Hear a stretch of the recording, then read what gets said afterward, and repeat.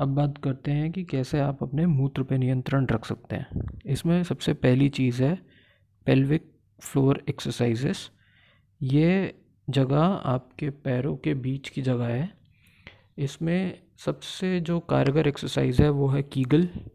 Kegel exercise करने के लिए आपको सिर्फ 3 सेकंड के लिए ऐसा सोचिए कि आप अपने मूत्र को निकलने से रोक रहे हैं और फिर 10 सेकंड के लिए उसको रिलैक्स कर दीजिए, उसको ढीला छोड़ दीजिए।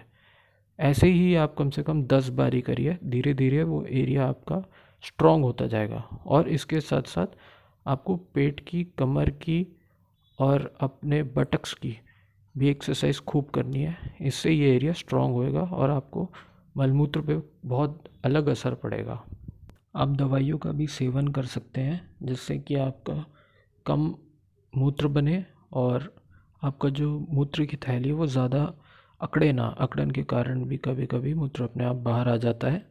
लेकिन इसके लिए राय मेरी ये रहेगी कि आप एक डॉक्टर से ज़रूर मिलें। अपने से कोई भी दवाइयाँ ना लें या अपने दोस्त के कहने पे ना लें। एक डॉक्टर से ज़रूर मिलें। अब आती है बात कैथेटर की। कैथेटर वो चीज़ है जो पेशाब की नली में या आपके लिंग पे लगाया जाता है जिससे कि बहता हुआ पेशाब एक थैले में इकट्ठा कर सकें। तो ये कई तरीक़ों के होते हैं। इसमें जो सबसे ज़्यादा कारगर तरीका पाया गया है वो पेशाब की नली में कैथेटर लगा के छोड़ देना, जिसको हम फोलीस कैथेटर भी बोलते हैं। और ये कैथेटर सर्जरी या उसके कुछ दिन तक बाद रहे तो ठीक है। जितना आप इसका कम उपयोग करें उतना अच्छा है, क्योंकि इसमें इन्फेक्शन के चांस बहुत ज़्यादा होते हैं।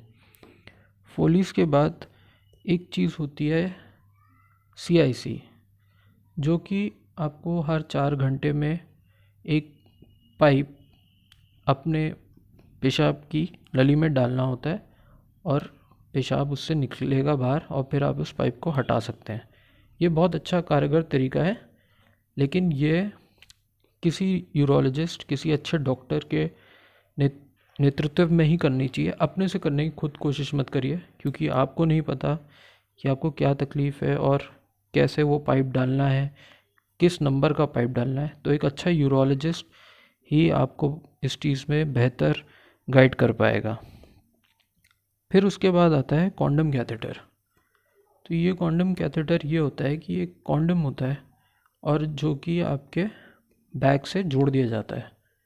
ये भी एक अच्छा तरीका है, लेकिन इसको बहुत मेंटेन करके साफ़ सुथरा रखने की ज़रूरत है। इसमें भी 2 टाइप के होते हैं, एक लेटेक्स का होता है और एक सिलिकॉन का होता है। लेटेक्स सस्ता होता है, सिलिकॉन महंगा होता है।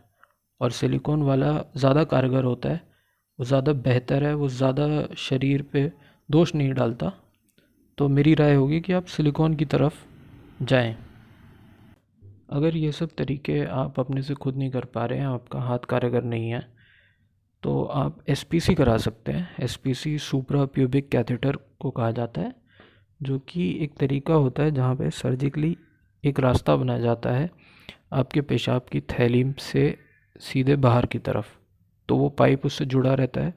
तो जैसे आपकी पेशाब की थैली सीधे भरे तो आपको अपने लिंग से कोई कुछ नहीं करना, सीधे कैथेटर की मदद से पेशाब की थैली को हर 4 घंटे या 3 घंटे या जो भी आपका डॉक्टर बताए उस तरीके से निकालना होता है। ये सब ज़्यादा जानकारी आपको अच्छी SCI ब्लैडर डॉक्टर दिनेश सुमन के चैनल से बहुत अच्छी मिल सकती है। तो मैं कहूँगा कि आप उनका चैनल ज़रूर देखिए। मैं डिस्क्रिप्शन पे लिंक भी छोड़ रहा हूँ उनके चैनल का, तो आप वहाँ से बहुत ज़्यादा अच्छी जानकारी पा सकते हैं। ये तो हुई पेशाब कैसे अपने ब्लैडर को खाली करें, लेकिन ये निकला हुआ पेशाब भी कहीं तो जाना है, कहीं तो भरना है। तो उसके लिए हमारे पास कई तरीके के बैग्स आते हैं। एक होता है नाइट बैग, जो कि कम से कम 2 लीटर का होता है। इसको लगा के आप आराम से रात को सो सकते हैं अपने कैथेटर को पहन के। कैथेटर किसी भी तरीके का हो, इससे ज़रूर जुड़ जाता है। और अगर आप मान लीजिए कुछ एक्सरसाइज कर रहे हैं या अपने फिजियोथेरेपिस्ट के पास जा रहे हैं या कुछ काम से बाहर जा रहे हैं, तो एक चीज़ होती है लेग बैग। लेग बैग ज़्यादा से ज़्यादा 1 लीटर से कम ही का होता है, 800 ml तक का होता है। यह आप अपने पैरों में बांध सकते हैं और इसके ऊपर आप पैंट वैंट पहन लीजिए तो आपको पता भी नहीं चलेगा। अगर आप बहुत देर के लिए कहीं जा रहे हैं और चाहते हैं कि लेग बैग से ज़्यादा कुछ बड़ा हो, तो उसके लिए पैरों पे पहनने वाली एक स्लीव आती है जो कि मुझे जैसे दिखती है, और इस स्लीव में आप अपना बड़ा नाइट बैग भी डाल सकते हैं 2 लीटर तक का। तो इससे क्या होता है, दो चीज़ हो जाती है। एक तो किसी को पता नहीं चलेगा कि आपका पेशाब इस बैग में इकट्ठा हो रहा है, और दूसरा ये हो जाता है कि आपको बार बार खाली करने की भी ज़रूरत नहीं है लेग बैग को, क्योंकि 2 लीटर का यूरिन तो दिन में ही निकलता है। तो ये बहुत अच्छी चीज़ है, इसको आप ज़रूर ट्राई करिए। आखिरी में आपको बताना चाहूँगा कि एक तरीका है अपने मलमूत्र को नियंत्रण में रखने का, डाइपर, जो कि मैं कहूँगा कि थोड़े टाइम के लिए ही पहना जाए तो अच्छा है। इसको ज़्यादा टाइम तक पहनना, इस पे निर्भर हो जाना मेरी नसीहत नहीं होगी, क्योंकि किसको अच्छा लगता है अपने मलमूत्र पे बैठे रहना। जितना आप अपने से अपने आप को साफ़ सुथरा रख पाएँ उतना ज़्यादा अच्छा। तो ये मेरे कुछ तरीके थे जो मैं जस्ट आपको बताना चाहता था, आगाह करना चाहता था कि ये भी तरीके हैं।